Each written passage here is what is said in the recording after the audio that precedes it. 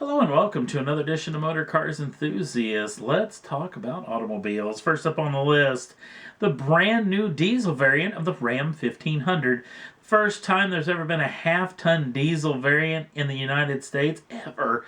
I don't really know why that has never happened before. Ram's also on a huge high after being, for the first time ever, being Truck of the Year in Motor Trend's Truck of the Year. It's the first time that has ever happened 2 years in a row. Granted, the 1500 won last year, the diesel variant won this year.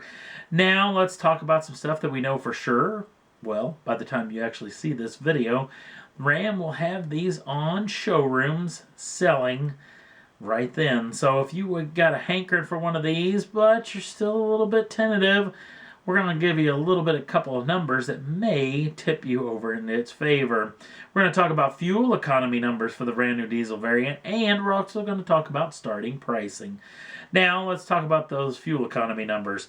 20 miles a gallon city and 28 highway. I thought they may be a little bit better, but that's still not too shabby for a truck that probably weighs well north of 4,000 pounds. Now let's talk about the pricing. The pricing sounds pretty good. We're hearing the starting pricing coming in at 27,000 US dollars. That's actually the startup price, so if you want to put any options on it, it will go up from there. But if you've got a hankering for one of these particular diesel half-ton pickup trucks, you better get down to your Ram dealership really, really soon. Next up on the list, well, many of you may have saw the big game, the big football game that happened at least last weekend, at least from the taping of this particular program. And Maserati came out of nowhere, showing off the brand new Ghibli, the gorgeous automobile. Well, something happened right after that particular ad showed during the big game, as another big game advertiser, Jaguar, actually tweeted this little statement. Did you know that Ghibli means hot air? Seems appropriate.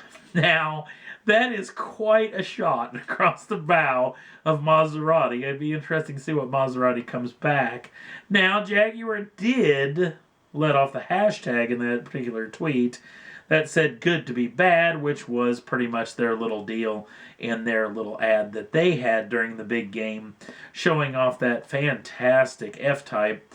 So it'd be interesting to see what Maserati may have up their sleeve for Jaguar in the future. But I thought it was pretty interesting when these two start getting little jabs back and forth in social media. It's pretty doggone entertaining.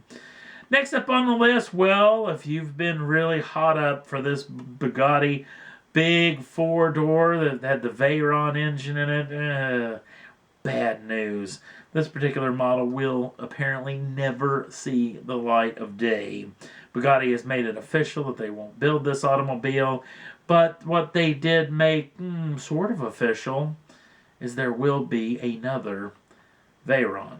The Veyron will be coming back, a Veyron 2.0, if you will. Rumors floating about that maybe we may get to see it at Geneva, Switzerland in the next couple of weeks. Not 100% sure on that deal. But one of the heads at the Bugatti engineering place also came out with this, that this vehicle will be more powerful. They said there'll be a slot right in between what is this particular model, which is the Super Sport. Super Sport making 1,200 brake horsepower out of that W16 quad turbocharged engine. And it will be just under the rumored Super Veyron that was going to make 1,600 brake horsepower. Now that leaves a lot of horsepower window to see just what exactly they've got up their sleeve for this particular model. So can't wait. Hopefully we'll know something in Geneva. It may happen later in the year. We'll wait and see, but it'll be very, very entertaining. See just what exactly this car is going to have, not to mention what the new top speed is going to be. And last up on the list, well, some very interesting times in Chattanooga, Tennessee, the home of Volkswagen's plant here in the United States.